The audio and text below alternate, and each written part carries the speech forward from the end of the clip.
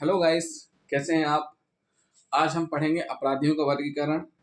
पिछले वीडियो में हमने बताया था आपको अपराध और अपराध के तत्व, अपराध के पक्षकार, मुख्य अपराधी, सहाभियुक्त, सहायता करने वाले अपराधी, इन सारे के बारे में हमने बताया है। तो साथियों, जिन साथियों ने अभी तक हमारा चैनल सब्सक्राइब नहीं किया है तो हमारे चैनल को सब्सक्राइब कर लें और वीडियो को लास्ट तक जरूर देखें। क्योंकि आपको सब कुछ ऐसी जानकारी कुछ मिलने वाली है जो आपने शायद नहीं सोची होगी या आपको पहले पता नहीं होगी। तो साथियों, हमारे वीडियो को लास्ट तक जरूर देखें। तो अपराधियों के वर्गीकरण में हम पढ़ेंगे कि जिस प्रकार अपराध की एक श्रृंखला होती है उसी प्रकार अपराधियों की भी एक श्रृंखला होती है। व्यक्ति भिन्न भिन्न तरह के अपराध कारित करता है और जैसे जैसे अपराध करता जाता है वैसे उसकी प्रवृत्ति बनती जाती है। प्रत्येक व्यक्ति की एक अपराध विशेष करने की मनोवृत्ति बन जाती है और बार बार वह उसी प्रकार के अपराधों की पुनरावृत्ति करने लगता है। तो इसी आधार पर अपराधियों का वर्गीकरण किया गया है। तो हम देख लेते हैं कौन कौन से हैं। 9 अपराधी, 9 मतलब नौसिखिया अपराधी, आदतन अपराधी, आकस्मिक अपराधी, परिस्थितिजन्य अपराधी, व्यवसायिक अपराधी, महिला अपराधी, बाल अपराधी, मनोविक्षिप्त अपराधी, सफेदपोश अपराधी और साइबर अपराधी। ये 10 भागों में बांटा गया है, वर्गीकरण किया गया है कि 10 प्रकार से बताया गया है अपराधियों के बारे में। तो हम सबसे पहले पढ़ेंगे नौसिखिया या 9 अपराधी। ऐसे अपराधी जो पहली बार अपराध करते हैं, जिनको अपराध के बारे में ज्यादा जानकारी नहीं होती, ये अपराधी किसी के कहने या लालचवश अपराध करते हैं। ऐसे अपराधी जिसने प्रथम बार अपराध किया है, कभी कभी ऐसे अपराधियों को नौसिखिया अपराधी भी कहा जाता है। ऐसे अपराधी अपराध करने के पहले और बाद में भयभीत रहते हैं। इनको डर रहता है पकड़े जाने का और जेल जाने का और दंडित होने का। समानता ऐसे अपराधी किसी के कहने में आकर अथवा प्रलोभन या लालचवश ऐसा अपराध करते हैं। अपराध कर लेने के पश्चात उनमें प्रायश्चित का भाव भी उत्पन्न रहता है और इस स्थिति में हमेशा डरे रहते हैं, भयभीत रहते हैं और इन अपराधियों को परिवीक्षा और भर्त्सना का भी लाभ मिलता है। तो साथियों, अपराध की दुनिया बहुत खराब है, अपराध से दूर रहें। अभी समझ में नहीं आएगा कि अपराध क्या है। जब आप ऐसे स्टेज पे पहुंच जाएंगे कि आपका सिलेक्शन हो रहा है या हो गया है, उस टाइम में पुलिस वेरिफिकेशन में आपके नाम से कोई अपराध पंजीबद्ध होगा, उसकी वजह से आप उस जॉब को या उस मौके को नहीं अर्जित कर पाएंगे, तब आपको बहुत दुख होगा कि काश हमने इसके कहना नहीं माना होता, इसकी बातों में नहीं आए होते, ऐसा अपराध नहीं किया होता, तो आज हमारे पास ये जॉब होती। तो साथियों, ये हो गए क्या 9 अपराधी, नौसिखिया अपराधी। अब पढ़ेंगे आदतन अपराधी। आदतन मतलब ये हैबिचुअल रहते हैं, इनके जस्ट अपोजिट रहते हैं, इनको कोई फर्क नहीं पड़ता है, ये कुछ भी करते रहते हैं। मतलब ये हमेशा बार बार अपराध करते हैं। एक बार सजा काट आएंगे, फिर दोबारा फिर वही अपराध कर दिया, फिर जेल चले गए। ना तो ये घर का सोचते ना परिवार का सोचते हैं। आदतन अपराधी को अभ्यस्त अपराधी या हैबिचुअल क्रिमिनल्स कहा जाता है। ऐसे अपराधी 9 अपराधी की ठीक विपरीत होते हैं। नौसिखिया अपराधी जहां प्रथम बार अपराध करते हैं, वहीं आदतन अपराधी बार बार अपराध करते हैं, अर्थात अपराधों की पुनरावृत्ति करते हैं। ऐसा अपराधी एक अपराध की सजा काटकर पुनः दूसरा अपराध कर बैठता है और इनको क्या है, भर्त्सना और परिवीक्षा का लाभ नहीं मिलता है। अब पढ़ेंगे आकस्मिक अपराधी। आकस्मिक अपराधी ऐसे होते हैं जो अवसर पाकर कभी भी अपराध कर बैठते हैं। मौका पाया और अपराध कर लिया। भीड़ भाड़ इलाके में देखा होगा आपने कि जेब काट लेना, दुकान में गए मोबाइल खरीदने, मोबाइल मार लिया, जेवर लेने गए, जेवर चोरी कर लिए। तो ऐसे अपराधी मौका पाते हैं कि अच्छा कोई देख नहीं रहा है या कोई है नहीं है तो कर लो। आकस्मिक अपराधी वे होते हैं जो कभी कभार अपराध करते हैं। आदतन अपराधी नहीं होते हैं, अपराध करने के अभ्यस्त नहीं होते हैं। ऐसे व्यक्ति अपराध करने के पश्चात भयभीत रहते हैं, समाज व दंड के भय से निरंतर अपराध नहीं करते हैं, अवसर पाकर कभी कभी अपराध कर बैठते हैं। इसलिए इनको आदतन अपराधी नहीं माना जाता है। इस कारण इनको भर्त्सना और परिवीक्षा का लाभ मिल जाता है। तो ये क्या हो गए, आकस्मिक अपराधी हो गए। अब पढ़ेंगे परिस्थितिजन्य अपराधी। परिस्थितिजन्य अपराधी कौन से होते हैं? तो कुछ अपराध ऐसे होते हैं जो परिस्थितिवश कर दिए जाते हैं, जिन्हें करने का कोई आशय नहीं होता है। अपराध कारित करने से पूर्व स्वयं अपराधी को भी पता नहीं होता कि वह कुछ ही समय बाद अपराध कारित करने वाला है, परिस्थितियां उसे अपराध करने के लिए विवश कर देती हैं। देखिए, परिस्थितियां उसे अपराध करने के लिए विवश कर देती हैं और कुछ तो हो ही जाता है। जैसे आज के समय में सबसे ज़्यादा अपराध ऐसे सुनने को मिलते हैं कि पेट्रोल पंप में पेट्रोल डलाने को लेकर के दो लोगों में भिड़ंत हो गई। मतलब अपराध करने का उनका कोई आशा नहीं था, उन्होंने सोचा भी नहीं था कि इस प्रकार का अपराध होगा, लेकिन वो अपराध हो गया। दो लोग लड़े, एक ने एक चाकू मार दिया, दूसरा जेल चला गया। एक मर गया, दूसरा जेल चला गया, एक को सजा हो गई। तो दोनों के नुकसान किसका हुआ? दोनों का ही हुआ।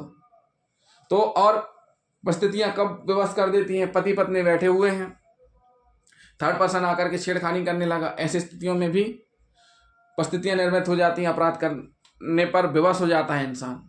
तो साथियों, अपने गुस्से को कंट्रोल रखें। जो इस प्रकार के अपराध करते हैं वो ऐसे अपराध ना करें। अपने परिवार को पहले देख लें, अपने परिवार, अपने बच्चों, अपने माँ बाप, अपने भाई बहनों को जरूर देखें, फिर उसके बाद अपराध की दुनिया में जाएं। क्यों? क्योंकि अपराध की दुनिया सही नहीं है। एक बार अपराध की दुनिया में चले गए आप, फिर वहां से वापस लौटना बड़ा मुश्किल होता है।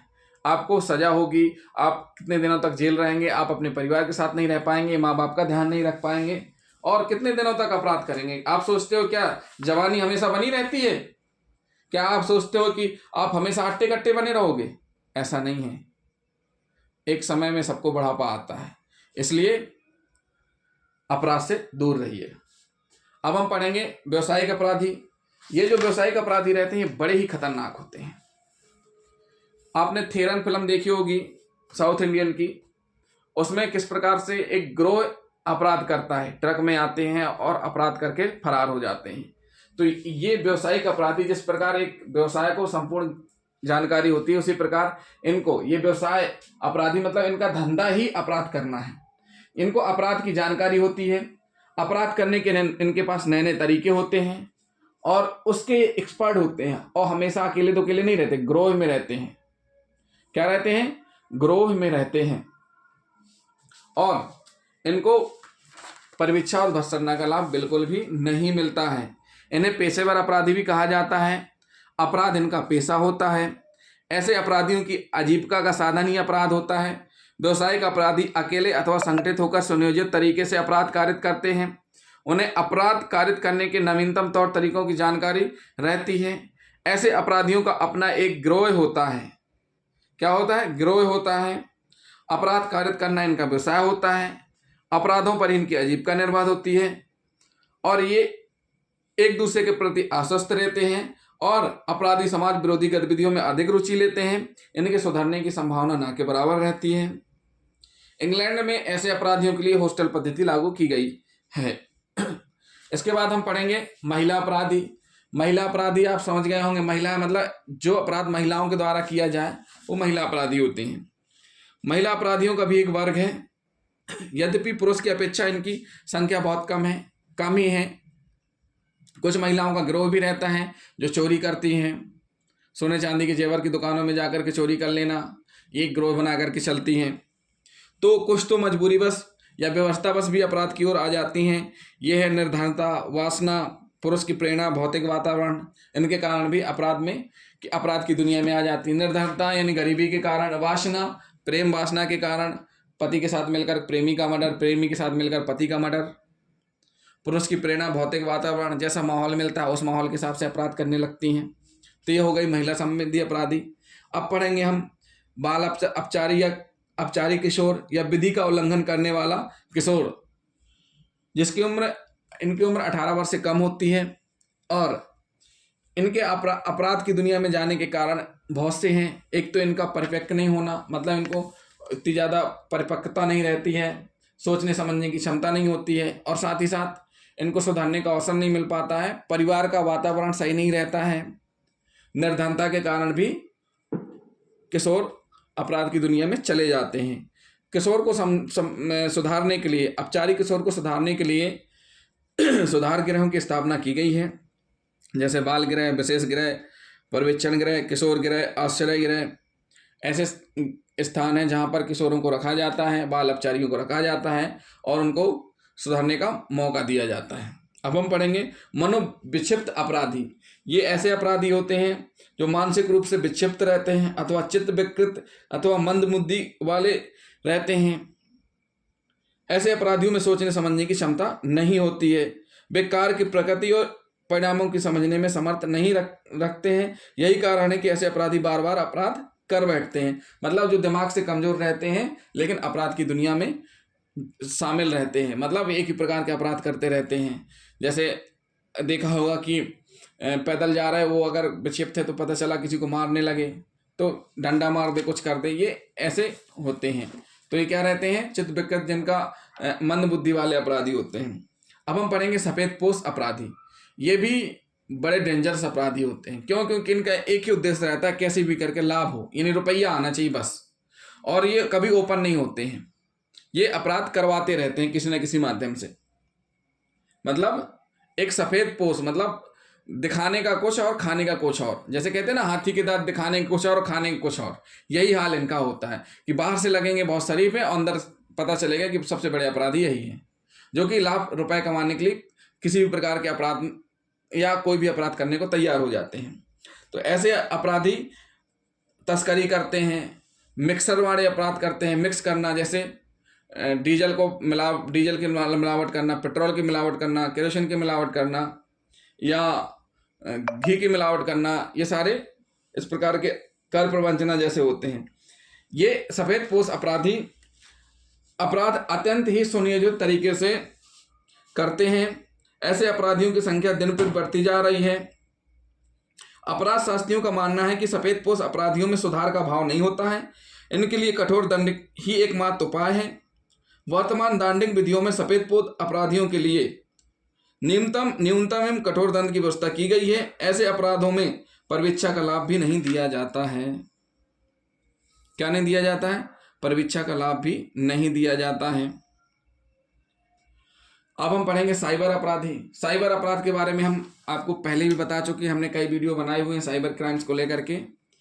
तो साइबर अपराधी मतलब वह अपराध एक ऐसे व्यक्ति द्वारा कंप्यूटर और इंटरनेट के माध्यम से किया जाए तो क्या कहलाएगा? साइबर क्राइम्स कहलाएगा। तो वो जो करने वाला है वो साइबर अपराधी होगा। मतलब जो कंप्यूटर इंटरनेट से हो वो साइबर क्राइम है, करने वाला साइबर अपराधी है। ऐसे अपराध कारित करने वाले को साइबर अपराधी कहा जाता है। तो साथियों, जिन साथियों ने अभी तक हमारा चैनल सब्सक्राइब नहीं किया है तो हमारे चैनल को सब्सक्राइब जरूर कर लें। हमने आपको अपराधियों का वर्गीकरण बता दिया है। अगले वीडियो में हम आपको साक्ष्य नियम और भारतीय न्याय संहिता के बारे में बताएंगे। अगली सेक्शन जो भी हमारी आ रही हैं, हमने कुछ सेक्शन बताई हुई हैं। धीरे धीरे हम आपको एक एक सेक्शन स्टेप बाय स्टेप बताते जाएंगे। तो जिन साथियों को कोई अलग से बात समझनी हो या कोई बात अपनी तरफ से बताना चाहते हैं तो कमेंट करके हमें ज़रूर बताएं, हम उसमें सुधार लाएंगे। और साथियों, ये जो जानकारी हम देते हैं आपको भी नेट पे मिल जाएगी, हर जगह अवेलेबल है। थोड़ी सी मेहनत करेंगे तो आपको सारी चीज़ें मिलेंगी। अपराध से दूर रहिए और एक ऐसे समाज में रहिए जहाँ पे सभी लोग अच्छे से रह रहे हैं। अच्छे लोगों से मिलकर चलेंगे तो अच्छा रहेगा। अपराधियों से जितना दूर हो सके उतना दूर रहिए। उनकी थोड़ी देर की लालच या प्रलोभन में मत आइए और एक ऐसी दुनिया में मत उतर जाइए जिसमें अंधकार ही है। तो साथियों, अपराध से ज़रूर बचें और अपने परिवार की देखरेख, अपनी पढ़ाई और अपने अचीवमेंट जो आपका टारगेट है पढ़ाई करने का, उस पर फोकस करें। थैंक यू दोस्तों।